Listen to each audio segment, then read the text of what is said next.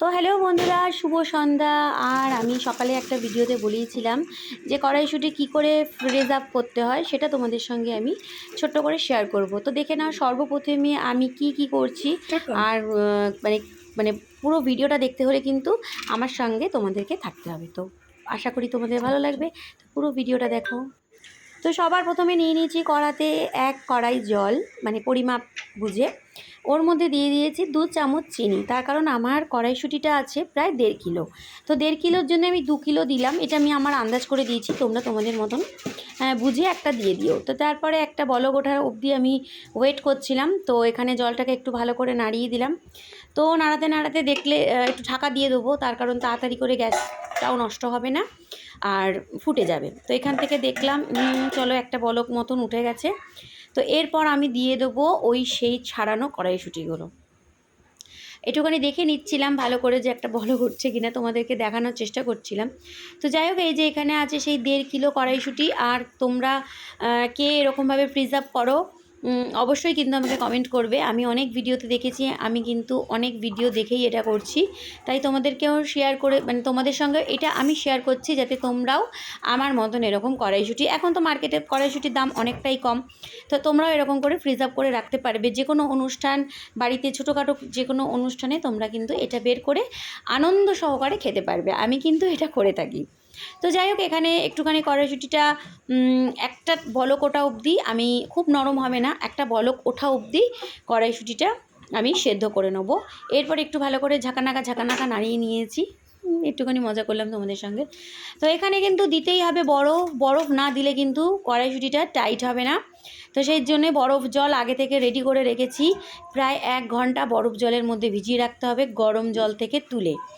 ঠিক আছে, তো এখানে মোটামুটি আমার কড়াইশুঁটি সেদ্ধ করা হয়ে গেছে। আর আমি ভালো করে খুন্তি দিয়ে একটু ঝাঁকানাকা করে নাড়িয়ে নিয়েছি। তো দেখে নাও কিভাবে নাবাচ্ছি। তো এই যে ঢেলে দেবো, আর ওই পাশের বেসিনটায় ঢালতে পারলাম না, অনেক বাসন পড়ে আছে, তাই এটাতেই ঢাললাম। তো প্রচণ্ড ধোঁয়া উঠছে, তোমরা দেখতেই পাচ্ছ। এরপর কিন্তু সুন্দর করে নিয়ে আমি সেই বরফ জলটার মধ্যে এই যে ঢেলে দিলাম। এটা কিন্তু প্রায় 1 ঘন্টা থাকবে। 1 ঘন্টা না হলে এই জিনিসটা কিন্তু সেট হতে সময় লাগবে, তাই জন্য এটা আমি 1 ঘন্টা রেখে দেবো। এরপর আমি খুন্তি দিয়ে একটু নাড়াচাড়া করে দিলাম। আর মটরশুঁটির কালারটা দেখো, জাস্ট অসাম লাগছে, বেশ সবুজ। আমার তো ভীষণ ভালো লাগছে দেখতে। আর আমি ছাড়াতেও খেয়ে নিয়েছি। আমার এখন পেটটা, মানে ভয়েস দিচ্ছি আর আমার পেটটা একটু ব্যথা করছে। যাই হোক, তো ছাড়াতে যেমন খেয়েছি কাঁচা আর সেদ্ধও কিন্তু খেয়েছি, খুব মজা লেগেছে। ঠিক আছে, যাই হোক, আইস প্যাডটা ছিল, আইস প্যাডটা ওর মধ্যে দিয়ে দিলাম। কী করবো, জলটা ঠান্ডা হচ্ছিল না, তাড়াতাড়ি করে করছি, তোমাদের সঙ্গে ভিডিওটা শেয়ার করব। তো দেখে বুঝতে পারছো মটরশুঁটিটা কিন্তু কালারটা অনেকটাই চেঞ্জ হয়ে গেছে। আর আমার ছেলে ওখান থেকে একটা নিয়ে খেয়ে দেখছে কেমন, আমিও কিন্তু খেয়েছি। এইসব দুষ্টুমিগুলো তো থাকবেই, তাই না? তারপরে এই যে জল ঝরিয়ে রেখে দিয়েছি, এটা এখনও কিন্তু মানে জল ঝরানো, শুকনো হয়নি। তো আমার বধূকে একটু দেখিয়ে দিলাম। আর এই যে এখানে একটা সুন্দর সুতির ম্যাক্সি, আর একটু পাখাটা চালিয়ে নিলাম, তার কারণ তাড়াতাড়ি শুকিয়ে যাবে, রোদে রাখার কোনো দরকার নেই। আর এখানে দিয়ে দিলাম ওই শুকনো ম্যাক্সিটা, মানে এটা বেশ বড় সড়ো আছে ম্যাক্সিটা, আর শুকনো আছে, ওই জন্যই ওখানে দিলাম। আর একটুখানি ছড়িয়ে দেবো।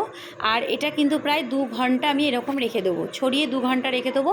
আর ওপর দিয়ে খানিক পরে এসে আমি ওপর দিয়ে মুছে দেবো। সেটা তোমাদের সঙ্গে শেয়ার করলাম না, আমি মুখেই বলে দিচ্ছি। খানিক পর এসে 5-10 মিনিট, 15 মিনিট, 20 মিনিট পর এসে এটাকে মুছে দেবো। কিন্তু এটা রাখতে হবে 2 থেকে 3 ঘন্টা। আমি তো রেখেছি মোটামুটি এটাকে 4 ঘন্টা। ঠিক আছে, যার কারণে কিন্তু আমার মটরশুঁটিগুলো খুব সুন্দর হয়েছে। আর আমি প্রিজার্ভও করে দিয়েছি। তো কেমন লাগছে আমার ভিডিওটা, তোমরা কে কোথা থেকে ভিডিওটা দেখছো, আর আমার ভিডিও তোমাদের কেমন লাগে সেটা কিন্তু একটু তোমরা বলবে। যাই হোক, তারপরে কিন্তু একটু যেই শুকনো কাপড়টা আছে, মানে ওটা অনেকটা বড়, তোই দেখো, ওটা দিয়ে একটু হালকা করে হাত বুলিয়ে দিচ্ছি, মানে খুব হালকা হাতে দিতে হবে। তো এখানে ভালো করে ওই কাপড়টা দিয়ে ভালো করে একটুখানি মুছে নেব, যার কারণে হচ্ছে গিয়ে জলটা পুরো শুকিয়ে যাবে। মোট কথা, ওর গায়ে কোনো জল লাগা থাকবে না, এটাই হচ্ছে মোদ্দা কথা। ওকে সুন্দর করে স্নান করিয়েছি, এখন ওর মোছানোর পালা। তোকে সুন্দর করে আমরা মুছিয়ে দেবো, ওর জামা কাপড় তো ব্যাস এখানে আমার কড়াইশুঁটি শুকানো কমপ্লিট, আর ওরা এখন উলঙ্গ আছে, যার কারণে ওদেরকে এখন একটা কন্টেনারে রাখতে হবে, কারণ ওদের জামা কাপড়টা তো খুলে দিয়েছি, তাই না? ওদেরও লজ্জা লাগছে, বেশিক্ষণ তোমাদের সামনে ওদেরকে রাখা যাবে না, ওরাও হি হি হি হি করে হেসে ফেলবে। তো যাই হোক, জাস্ট আওয়াজটা দেখো কত সুন্দর এসেছে। আর ওদেরকে এখন কন্টেনারে তুলে তোমাদেরকে দেখাবো। দুটো কন্টেনার ভরে তুলেছি। এটা তোমরা জিপ ব্যাগগুলো হয় না, ওগুলো তো তোমরা রাখতে পারবে, আমার কাছে নেই। আমি এইভাবেই দুটোকে আমি এইভাবেই রাখলাম। আমার এটাই মনে হলো, আমি এইভাবেই করলাম, আর এর আগেও আমি এইভাবেই করেছি। তো ব্যাস এইটুখানি দিলাম তোমাদের সঙ্গে, আজকে ভিডিওটা শেয়ার করলাম। আর কেমন লাগে এই আমার ফ্রিজ আপ করা জিনিসটা, সেটা কিন্তু অবশ্যই তোমরা কমেন্ট করবে। আর বারবার বলছি, কমেন্ট না করলে তাহলে কিন্তু বুঝতে পারবো না তোমরা কে কোথা থেকে আমার ভিডিওটা দেখছো। তো ব্যাস আমি এই যে ডিপে এখন কিন্তু ঢুকিয়ে দেবো। আমার ডিপ ফ্রিজটার মধ্যে প্রচণ্ড বরফ জমে গেছে, আমি এর মধ্যেই ঢোকাবো।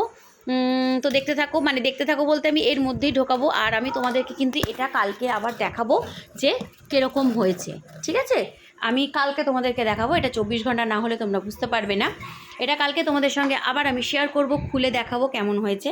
তো ব্যাস এখান থেকে আমার বধূকে একটু দেখিয়ে দিলাম, আমার বধূ এখন ঘুমিয়ে পড়েছে, মন খারাপ। তো চলো বন্ধুরা, গুড নাইট। আর বেশি তোমাদের সঙ্গে বক বক বক বক বক বক করলাম না, টাটা।